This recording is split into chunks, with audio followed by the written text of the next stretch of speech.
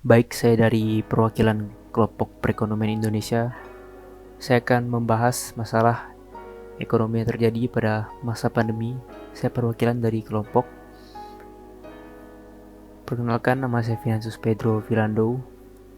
Kemudian ada teman saya Juliawati Rihoni dan Fresia Kelin. Kondisi pandemi COVID-19 yang tidak kunjung menurun memberi dampak amat besar pada sektor ekonomi di Indonesia.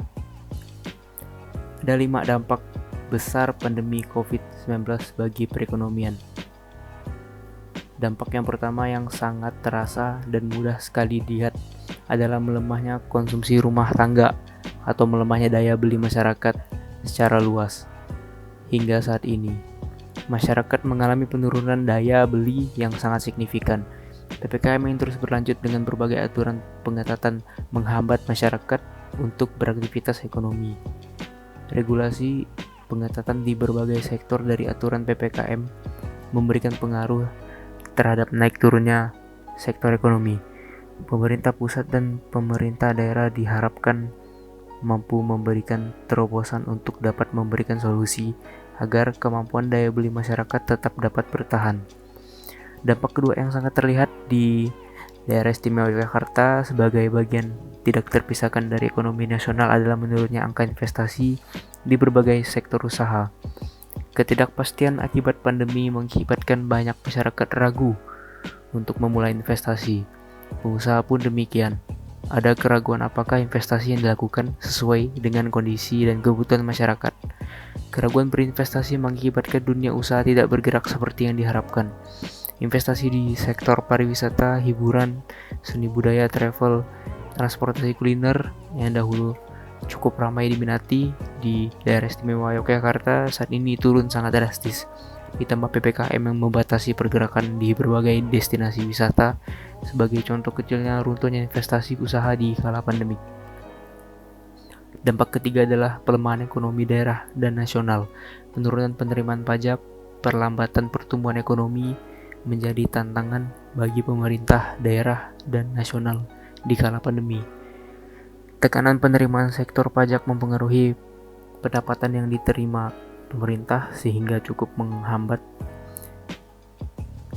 pendanaan program yang sudah direncanakan. Kondisi pandemi yang menuntut adanya pembatasan mobilitas dan aktivitas mendorong juga adanya realokasi anggaran dan refocusing anggaran selain didasari adanya tekanan pendapatan yang tidak sesuai dengan proyeksi sebelumnya. Dampak keempat adalah pergeseran pola bisnis dan penerapan bisnis model yang tidak biasa. Pembatasan akses mobilitas masyarakat untuk bertemu dengan berbagai kegiatan termasuk di dalamnya kegiatan bisnis atau ekonomi mengakibatkan tumbuhnya pergeseran bisnis model yang ada saat ini.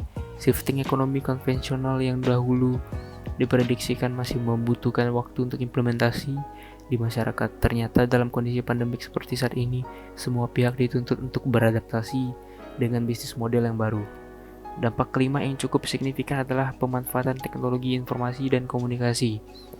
Pandemi COVID-19 mendorong semua orang untuk tidak lagi beraktivitas secara konvensional. Pembatasan pertemuan, pembatasan aktivitas berkerumun menjadi pemicu perlu adanya inovasi dengan pemanfaatan teknologi. Kemudian ada beberapa upaya yang dilakukan oleh pemerintah untuk menanggulangi masalah ekonomi yang terjadi saat pandemi, yaitu menurunkan tarif listrik dan BBM, relaksasi pajak, kredit UMKM berbunga rendah, belanja besar-besaran, dan penempatan dana di perbankan.